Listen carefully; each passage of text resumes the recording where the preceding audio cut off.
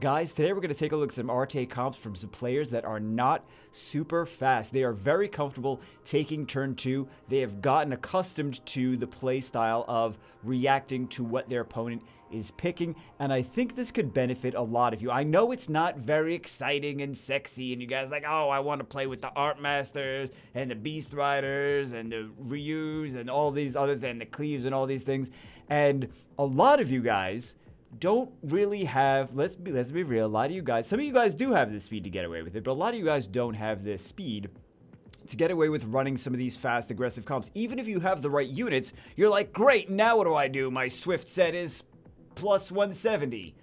I'm not going to be really outspeeding too much when the opponent tries to contest speed. If my Swift set is 170 or my violent sets are plus 130, right? So today we're going to take a look at, like I said, some players that are very comfortable being a turn 2 player and reacting to what the meta is picking.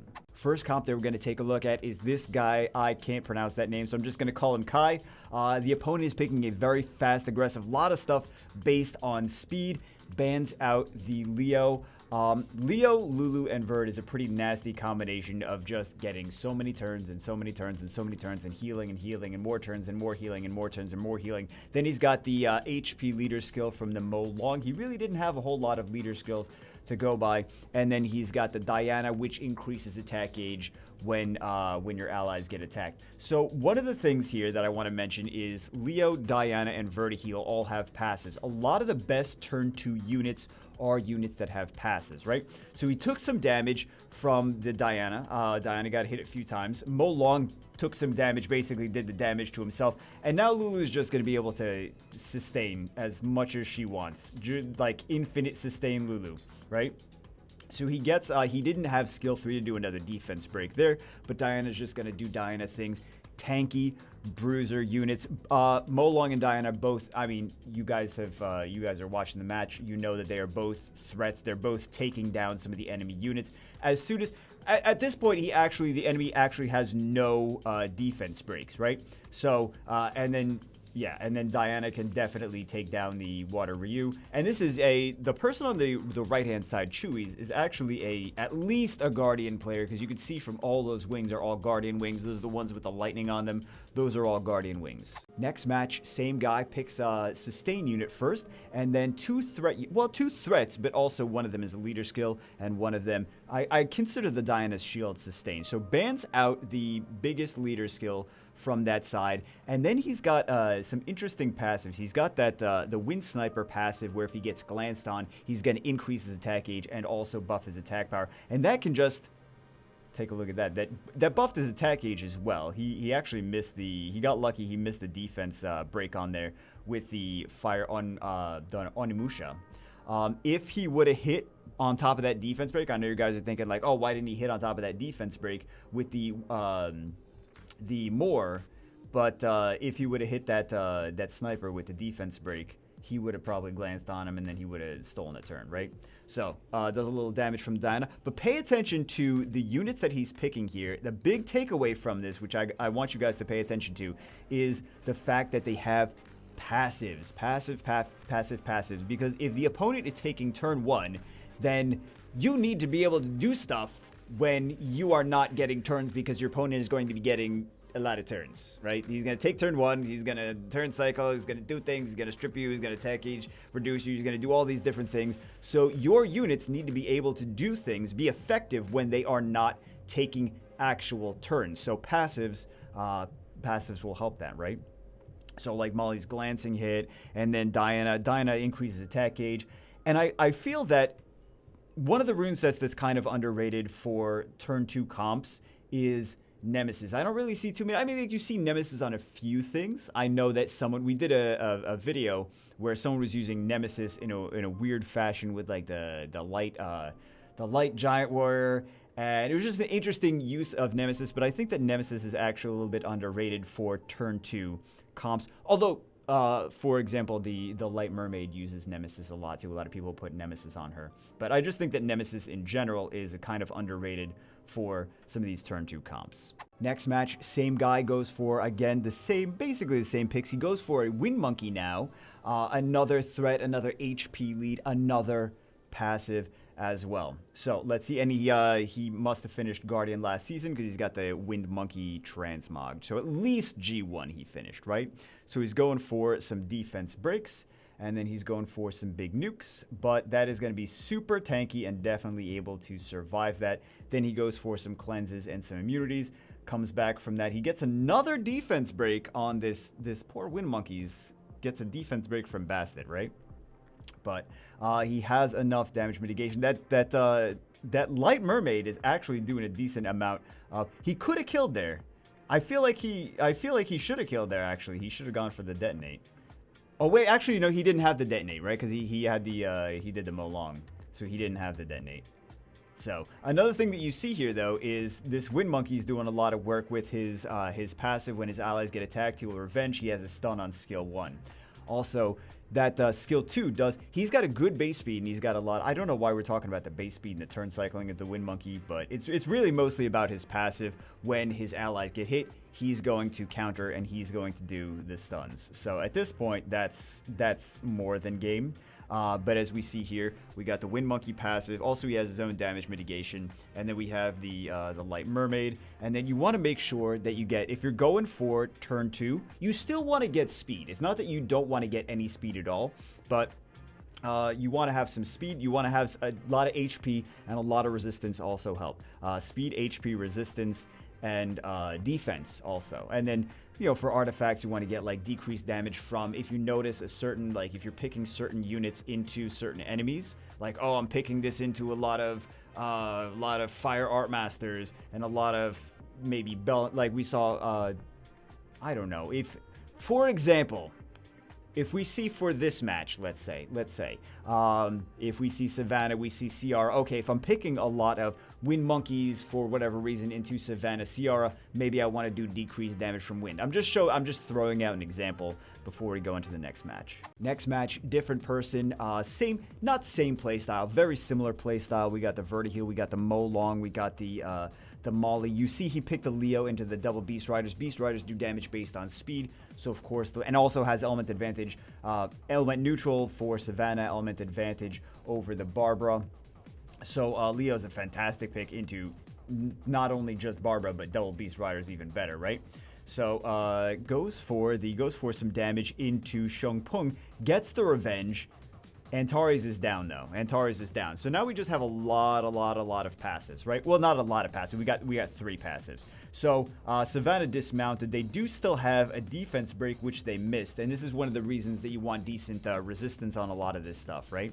A lot of people put max resistance on Molly, for example, put max resistance on Lulu, put max resistance on the Dark Paladin is another fantastic. I mean, we can agree that 99% of you don't have the Dark Paladin, but the Dark Paladin is another unit that gets a lot of resistance. Like, a lot of people tried, but max resistance on that.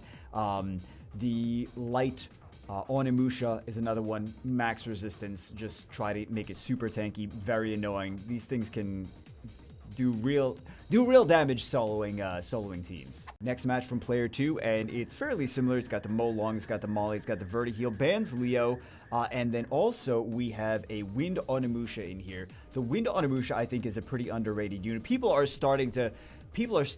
play RTA on a regular basis are starting to see the value of the Wind Onimusha, but he's very similar to Ramagaz. He's like a Ramagaz that also does damage to himself, because Ramagaz needs to be activated, right? And Ramagaz is a nat too, but he needs to be activated to actually get his HP loss. This guy, the Wind Onimusha, will just activate. He'll decrease his HP by himself at the start of the turn. He also has the extra added benefit of having a defense break on skill 1, and then he doesn't crit, so he's nice against Artemiels and Ragdolls and things like that that you really don't want to crit against. Another match, another Molong first pick. Does not go for the Lulu, though. I'm surprised that they didn't go for the Lulu. I feel like a Lulu would have been really nice in this comp somewhere, but he or she or whatever, this person likes to go for the Antares, and I kind of feel like I'm seeing their vertiheal resist a lot. This could be a very high resistance vertiheal, especially based on their playstyle. They're always taking turn 2. They're not like outspeeding and taking turn 1 at any point. They're just consistently taking turn 2. So I mean, aside from the Leo, right? Aside from the Leo, but we see another fast, aggressive control comp on the enemy side, and we see another match where they are consistently countering that fast, aggressive comp pretty well. This next one, I think you guys are gonna love. The opponent looks very intimidating. 2 speed leads, a lot of strips, 3 LD5s. They're taking some Nat 4s. They're taking Vertiheal, which is a fusion unit. They're taking the Water Joker, which was generally considered pretty bad for a while in there. They get some. They don't get the stuns with the Tian Lang. They got Gianna's really not gonna do anything because there's not any buffs at that point on the enemies, right? The Water Joker comes in. As soon as he dies, he comes back from the dead. He revives himself, and he's got bombs now. So he just goes for his surprise bombs. If the enemies proc, they're in trouble. They got the Molly. Molly gets an additional turn, heals up a little bit more. Additional turn there, gets a little bit of stuns, right? I mean, additional turns generally help either way.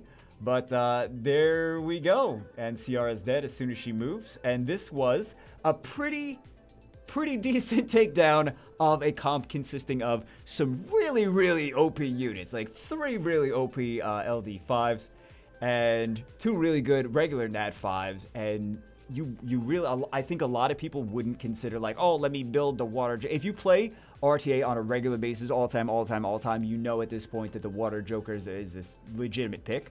But I think a lot of people would not think like, oh, let me pick Molong first. Let me pick the Vertiheal and the Water Joker. I'm going to take down these LD5 comps with this. I think a lot of people would be way too intimidated to be like, no, there's no way I can do that. But you just have to learn how to pick correctly and counterplay. I mean, RNG also helps, but if you have high resistance on units, that also can work in your favor as well. Last match, third player, new player. We see though that a lot of the opening picks are Molong Molly, Molong Lulu, something along that vein. Big, annoying healer unit, right? So the opponent actually picks out the Lulu. He does pick the Fire Slayer, which is another nice turn 2 unit. He's got the 44% HP leader skill, which I'm sure he used because it's better than the Molongs. And then he also has the Water Lich, not a unit that a lot of people are seeing, but he's a decent turn 2 unit. And that Fire Slayer does a lot of damage based on his HP. Also good with additional damage artifacts because he does a lot of multi-hits with skill 2 and with skill 3. So the Water Lich, if you saw his passive, when he gets when he gets glanced on, he will increase his attack gauge. He also has he increases the chance that he receives a glancing hit, if I recall correctly. He did get changed at some point, but yeah, he's not a unit. The Water Lich is not a unit that you could take everywhere. I think they banned the Savannah, right? But he is a nice unit that you can take into some CC teams, right?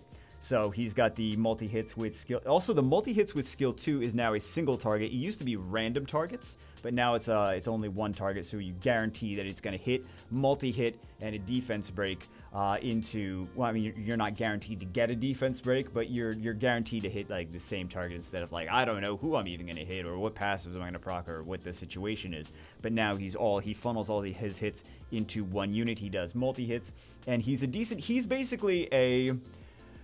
I don't want to say he's a water version of the Fire Monkey. He's similar to the Fire Monkey, but he also has that chance of getting... Let's take a look real quick at the Water Lich since we're seeing him in this match. I know we said the end of the video, but I just wanted to take a quick recap into the Water Lich. He's got a multi-hit speed break for skill 1. He's got a defense break for multi-hit defense break, and then also changes the speed decrease effect with the freezing effect if you do like a turn 1 skill 1 into a skill 2. And the enemy has a slow on them. Also, we saw that he brought it in with he also has a leader skill too. He had plenty of leader skills on that team without the Water Lich, but in case he needed one. Also, he had the Fire Slayer, which has a skill 3 that does a slow into this, which could freeze after that, right? He takes the slow and he's like, okay, I'm going to turn that into a freeze, and then I'm also going to defense break and multi-hit. He doesn't do a ton of damage though, but his passive will also increase his, well, actually, no, it doesn't do that anymore. It used to do that. Gains immunity against inability effects. Like I said, he's kind of like a water fire monkey. Water version of the fire monkey. And decreases chance of being attacked with a critical hit by 25%. Also increase your attack bar by 20% whenever you receive an attack that does not land as a critical hit. I feel like the fire monkey could use something on an unrelated topic. Again, fire monkey's not a bad unit for responding for turn 2 team responding to things. He's less meta now because there's a lot of attack gauge pushbacks and things like that. But he's not a bad unit in some situations against teams like that, like fast, aggressive control teams. But I feel like the fire monkey could use something like this attack gauge increase, right?